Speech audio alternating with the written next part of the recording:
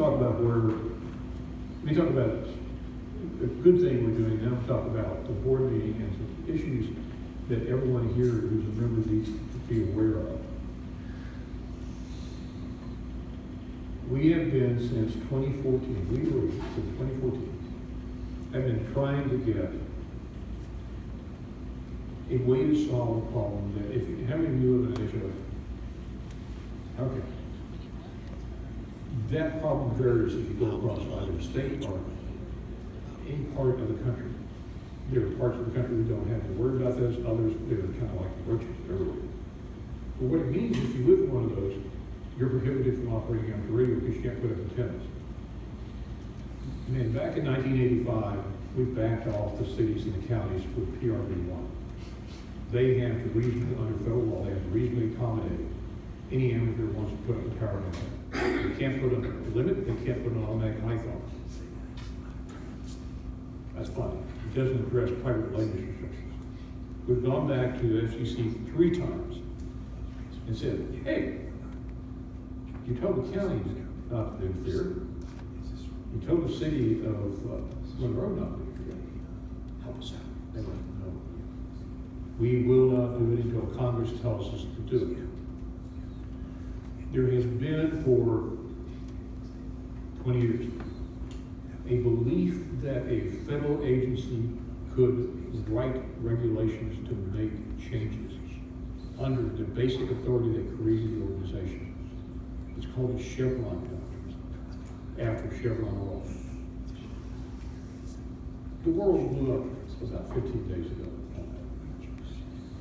One of the things we've been trying to do is persuade the FCC it wasn't going to work. They weren't going to budge without Congress. We've been at Congress since 2014. And I'll come back to Chevron and why it's causing us an issue right now.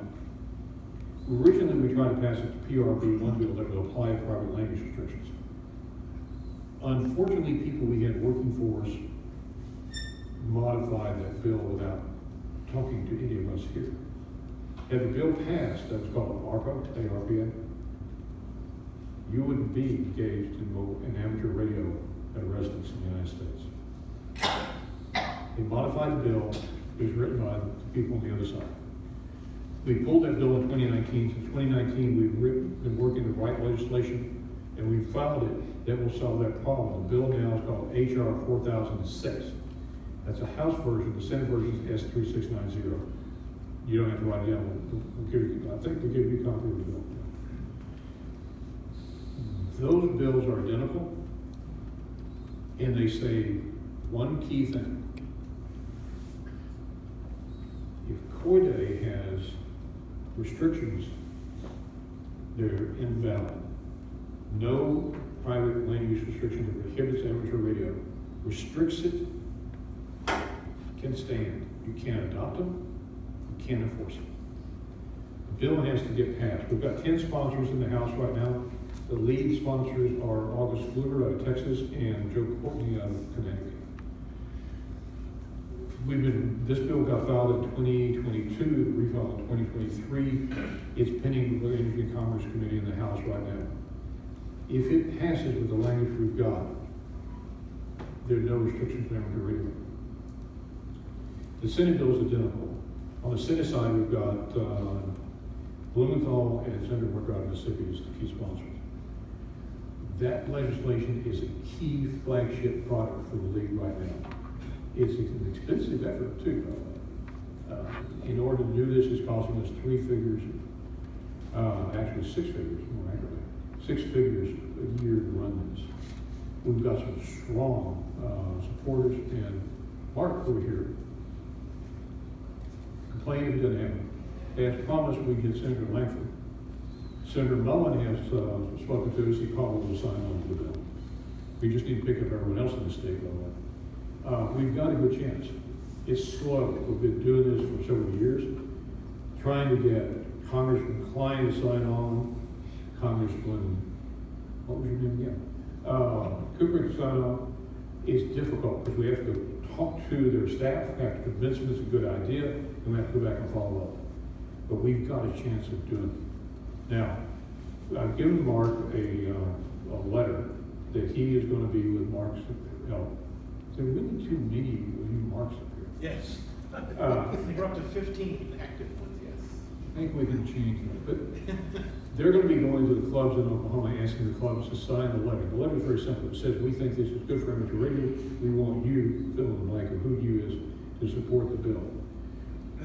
When we go and talk to Senator Clayton, he may find it to be favorable in terms of legislation, but he wants to know, because he gets elected by people voting back home, if the people back home want that bill passed. That's the reason for club letter. We want to convince everyone that people in Oklahoma really do want to do this. Now, Oklahoma had another gentleman with seniority in Congress whose influence cannot be underestimated, and that's Tom Cole. Tom Cole is chairman of the House Appropriations Committee. That means that they control the purse. If they don't like you, you go out of business. Okay, why is that important? Why is it tied to Chevron? Last year, because the FCC would not do anything about the symbol rate for 9 years, we've had that pending for 9 years to ask them to remove the symbol rate. No other country in the world has symbol rate limits. They ignore us. So we introduced a bill that was carried by Debbie Lesko out of Arizona. This said, FCC remove the symbol rate. She's on the Energy and Commerce Committee. You have committees in Congress that what are called committees of jurisdiction. They deal with certain topics. The committee of jurisdiction that we deal with is Energy and Commerce, because it deals with communications technology. They invited the FCC because they control the FCC's budget and everything else. So the chairwoman and all the other commissioners showed up, and each congressman gets to ask questions. You've seen this on TV. Everyone gets 5 minutes to scream at each other. We wrote, with her help, the question. If you go back and look for her on the web, she asked the chairwoman, or she started out saying amateur radio is important and went to explain why we're important. And then at the end she said, are you going to address the matters pending before the FCC that benefit amateur radio, including this? The next sentence was a kill shot. Or do I have to pass my bill? Half the committee slid under the desk, I think, because you rarely ever do that. The result was, 2 months later, the FCC removed the symbol rate.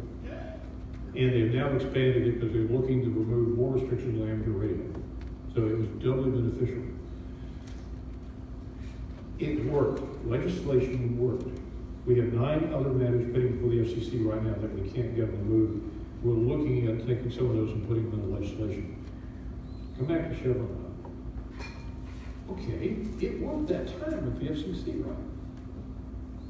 Why don't we take our language that we want to help us in private land use and stick it into an appropriations bill? You can do that as long as you can stick anything you want onto another bill. We've been working for over a year with Tom Cole's committee, led by August Pfluger and Drew Corbett, to try and get language stuck into the general appropriations bill that just passed bill that would order the FCC to remove these restrictions.